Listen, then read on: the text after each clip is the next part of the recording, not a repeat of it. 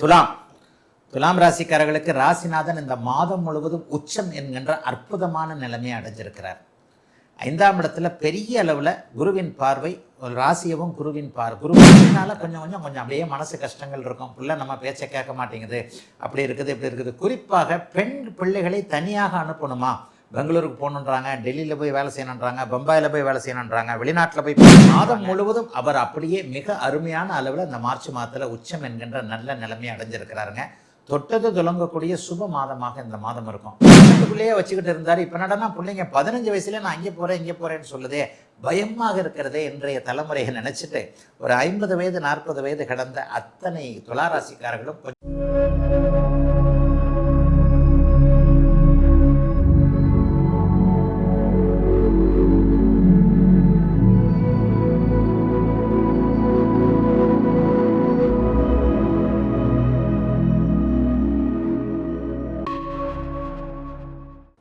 ஆன்மீக பரிகாரம் நேயர்கள் அனைவருக்கும் இனிய நல்வாழ்த்துக்கள்.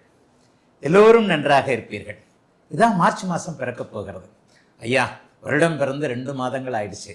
2026 எனக்கு கொஞ்சம் ஓரளவுக்கு நன்றாக இருக்கும்னு நினச்சேன். ஏதோ லேசாக அப்படியே ஒரு வெளிச்சம் தெரிகிற மாதிரி தெரிகிறது. ஆனால் முழுசாக இன்னும் எந்த விதமான நல்ல மாற்றங்களும் வரலை. எனக்கு நன்றாக இருக்குமா இல்லையா, ஏதாவது ஒரு நல்ல நிலைமைகள் எப்படியாவது ஒரு ஜோதிடத்தில் நம்பிக்கை இருப்பவர்களுக்கு, ஜோதிடத்தில் ஆர்வம் மட்டும் இல்லாமல் ஜோதிடத்தை புரிந்தவர்களுக்கே ஒரு சில நிலைகளில் சில விஷயங்களில் தயக்கம் இருக்கும். சரி, இந்த மார்ச் மாதம் 12 ராசிக்காரர்களுக்கும் எப்படி இருக்கும்? மார்ச் மாதத்தில் ஏதாவது முக்கிய கிரகங்கள், முக்கிய நிலைமைகள் ஏதாவது இருக்கா அப்படின்னு பார்த்தீங்கன்னா, வருடாந்திர கிரகங்கள்னு சொல்லப்படக்கூடியது 4 கிரகங்கள் தான். சனி, குரு, ராகு, கேது. இந்த வருடாந்திர கிரகங்களான 4ம் நிலையாக அந்த இடத்துல இருக்குது. இந்த வருஷம் இந்த மாதம் கண்டிப்பாக சனி பயிற்சி இல்லை. ஐயா, வாக்கிய பஞ்சாங்கப்படி சனி பயிற்சி மார்ச் மாதம் 7ஆம் தேதி அப்படி இப்படின்னு சொல்கிறாங்களே அப்படின்னு சொன்னீங்கன்னா, வாக்கிய பஞ்சாங்கம் என்பது முழுக்க தவறானது, ஞானிகளுடைய சித்தாந்தத்திற்கு விரோதமானது. ஒரு சாதாரண ஜோதிடர் வாக்கிய பஞ்சாங்கத்தை கொடுத்தார், ஞானிகள் கொடுத்ததுதான் திருக்கணிதம். வாக்கியத்திற்கு முந்தையது திருக்கணிதம். நிறைய பேர் ஜோதிடத்தை புரியாமத்தான் அந்த வாக்கிய பஞ்சாங்கம் இதுதான் ரொம்ப முக்கியமானது, ஞானிகள் கொடுத்தது வாக்கிய பஞ்சாங்கம், மனிதர்கள் கண்டுபிடிச்சது திருக்கணிதம்னு ஜோதிடமே தெரியாமத்தான் சொல்றீங்க. உண்மையிலேயே ஆரியபட்டர்லேருந்து, வராகமிகரிலிருந்து, பராசரர்லேருந்து, மகாகவி காளிதாசர்லாம் திருக்கணிதம் அப்படிங்கிறத தன்னுடைய 8வது உத்தரகாலாமிரத்தில் 8வது ஸ்லோகத்தை ரொம்ப தெளிவாக சொல்றார். 2000 வருடங்களுக்கு முன்பு திருக்கணிதம் என்பது தெல்ல தெளிவாக ஞானிகளால் அருளப்பட்டு இடையில் வந்த சாதாரண நம்மை போன்ற ஒரு ஜோதிடரான, நம்மை விட மேம்பட்ட ஜோதிடர்னு வேணா சொல்லிக்கலாம், வரருசி என்கின்ற ஒரு மேதை, அவங்க ஞானிகள் திருக்கணித சித்தாந்தத்தை கொடுத்தது. பார்வையின் அடிப்படையில் வரக்கூடிய அந்த சித்தாந்தத்தை கொஞ்சம் எளிமையாக்கி வார்த்தைகளாக வாக்கியமாக மாற்றி ஒரு 800 வருஷத்துக்கு முன்னாடி கொடுத்த இந்த வாக்கிய பஞ்சாங்கத்தை தான் இன்னும் ஞானிகள் கொடுத்ததுன்னு நிறைய பேர் தவறாக புரிஞ்சுக்கிட்டு இருக்கிறீங்க. உண்மையிலேயே ஞானிகள் கொடுத்தது திருக்கணிதம். அதனை அடுத்து சமீப காலத்தில் 800 வருஷங்களுக்கு முன்பாக ஒரு சாதாரண ஜோதிடர் கணிச்சது தான் வரருசியை கொடுத்த வாக்கிய சித்தாந்தம்ன்றது நிறைய பேருக்கு புரியாது. ஆகவே வாக்கிய பஞ்சாங்கப்படி சனிப்பயிற்சி நடக்குதே அப்படின்னு சொல்றவங்களுக்கு சர்வ நிச்சயமாக இல்லை. திருக்கணிதப்படி சென்ற வருடமே சனிப்பயிற்சி நடந்துருச்சு. இந்த மார்ச் மாதம் குரு அதே இடத்தில் இருக்கிறார், சனி அதே இடத்தில் இருக்கிறார், ராகு கேதுக்கள் அதே இடத்தில் இருக்க எப்பவுமே மாத கிரகங்கள் மாறும் இல்லையா? இந்த மார்ச் மாதத்தில் ஏதாவது விசேஷம் இருக்கா? எப்பவும் போல மார்ச் மாதம் கும்பத்திலிருந்து மீனத்திற்கு மாறுகிறார். யாரு? நம்ம சூரியன். தமிழ் மாதம் அவர் ஒரே வீட்டில் இருப்பார், ஆங்கில மாதத்தில் 2 வீட்டில் இருப்பார். அப்போ மார்ச் மாதத்தின் ஆரம்பத்தில் கும்ப வீட்டில் இருக்கக்கூடிய சூரியன் அதனை அடுத்து அப்படியே மீன வீட்டிற்கு மாறுகிறார். ஏதாவது பெரிய விசேஷம் இருக்கா? கும்பத்திலேயே நிலைத்திருக்கிறார்கள் புதனும் செவ்வாயும் ராகுவும். இந்த மாதம் முழுக்க அவங்க அதில் தான் இருக்கிறாங்க. இந்த ஒரு நிலையில் புதன் செவ்வாயோட ராகுவோட சேர்ந்து கெட்டு போறாரே அப்படின்னு பார்த்தா, நல்ல வேலையாக குருவின் பார்வை அவருக்கு இருக்கின்ற அமைப்பு. கும்பத்தில் நிறைய கிரகங்கள், சூரியன், புதன், செவ்வாய், ராகு ஆகிய 4 கிரகங்கள், குறிப்பாக 3 கிரகங்கள் ராகுவின் பிடியில் இருக்கின்ற ஒரு அமைப்பை நிவர்த்தி செய்யக்கூடிய விதமாக குருவின் பார்வையும் உங்களுக்கு நல்ல விதமாக இருக்கு. அதனால புதனோ செவ்வாயோ பலவீனமாக இல்லை என்பதுதான் உண்மை. வேற ஏதாவது மார்ச் மாசத்துல ஸ்பெஷல் இருக்கா? ஒரு 20-25 நாள் சுக்கிரன் உச்சமா இருக்கிறாருங்க. ஆரம்பத்தில் 1ஆம் தேதி 2ஆம் தேதிலாம் கும்பத்தில் தான் இருக்கிறார். அதற்கப்புறம் 3ஆம் தேதி அல்லது 2ஆம் தேதி நினைக்கிறேன், 3ஆம் தேதியே சுக்கிரன் உச்சம் என்கின்ற அதி அற்புத ஒரு நிலைமை அடைகிறார். ரிஷபராசிக்காரங்களுக்கும் துளாராசிக்காரங்களுக்கும் சுக்கிரன் உச்சம் இந்த மாதம் முழுவதும் ஒரு 20 நாட்கள் இருப்பது என்பது 20-25 நாட்கள் இருக்கிறார் என்பது மிகப்பெரிய ஒரு நல்ல அமைப்பு. மாதத்தின் இறுதியில் தான் அவர் உச்சத்திலிருந்து விலகுகிறார். உச்சத்தில் இருக்கும்போது என்ன பண்றாரு? சனியை சுபத்துவப்படுத்துகிறார். மீனராசிக்காரர்களுக்கு ஜென்மச்சனி அமைப்புகளை ஒரு 10-20 நாள் அப்படியே தம் பண்ணி வைப்பார். ஜென்மச்சனியுடைய ஒரு தடங்கல்கள் இதை அவர் நிறுத்தி வைக்கிறார் என்பதுதான் அர்த்தம். ஆக மாத கிரகங்கள் என்று சொல்லப்படக்கூடிய வழக்கம் போல சூரியன் 2 ராசிகளுக்கு மாற புதனும் செவ்வாயும் கும்ப வீட்டிலேயே ராகுவோடு பிடியில் இருந்தாலும் கூட குருவின் பார்வையில அற்புதமாக பலமிழக்காத ஒரு நிலைமையில சுக்கிரன் உச்சத்தை அடைந்து மாத கடைசியில மாறக்கூடிய அமைப்பு இந்த மார்ச் மாதத்தோட ஒரு ஸ்பெஷலான அமைப்புனே சொல்லுவேன்.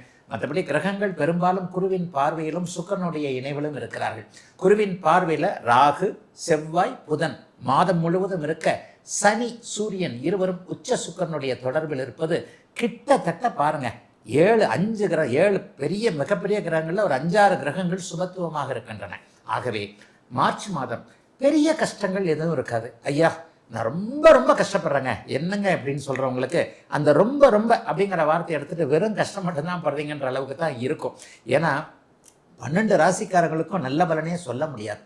ஒரு ராசியில 65 70 கோடி பேர் பிறக்கிறீங்க. இப்ப இந்த 65 70 கோடி பேர் பிறக்கின்ற ஒண்ணுல உதாரணமாக மீன ராசிக்காரர்கள் இப்போது ஜென்மச்சனியினால் கஷ்டப்படுவார்கள் அப்படின்னு சொன்னா எல்லாரும் கஷ்டப்படுவாங்களா? உண்மையிலேயே கிடையாது.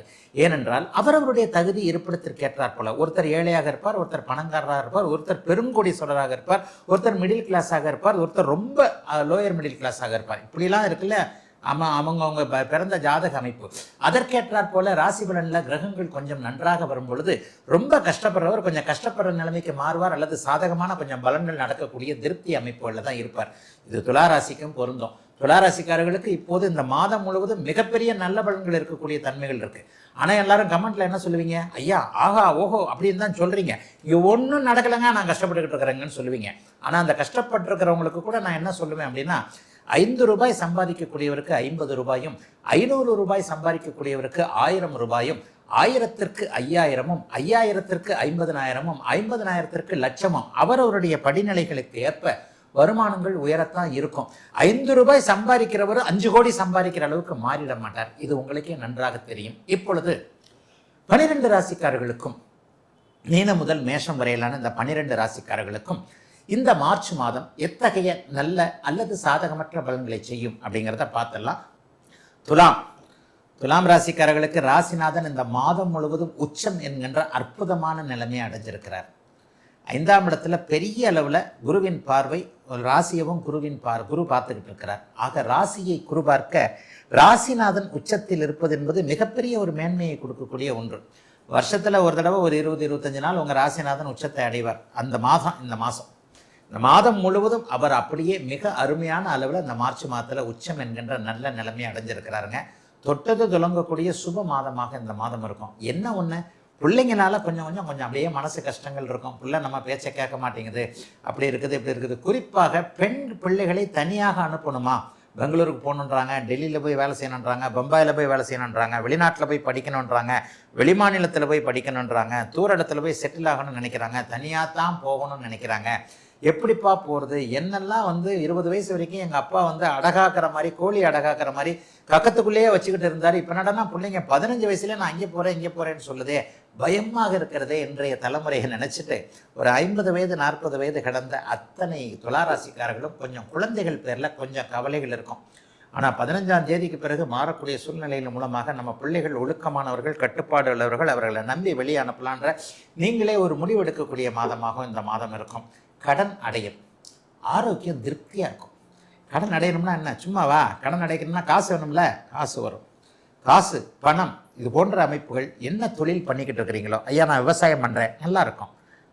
தொழிலாக இருக்கிறேன், அதாவது கையில் காசு போட்டு எதுவும் முதலோட்டு போடல, பண்ணலை, புத்திசாலித்தனத்தை அறிவை உபயோகப்படுத்தி அதன் மூலமாக சம்பாதிக்கிறேன்.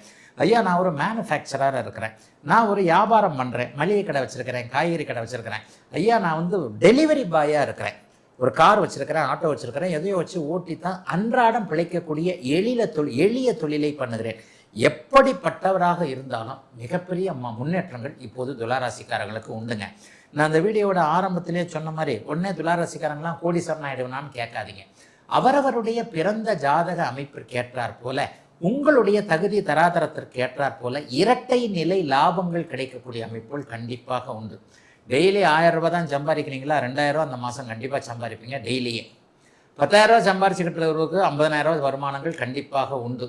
லட்சக்கணக்கில் சம்பாதிக்கக்கூடியவருக்கு கோடிக்கணக்கில் வருமானம் உண்டு. அவரவருடைய பிறந்த ஜாதக வலிமைக்கேற்ற உங்களுடைய இருப்பிடம் தகுதி தராதரத்திற்கு ஏற்ப பெருமளவிற்கு நல்ல பலன்கள் நடக்கக்கூடிய அமைப்பு.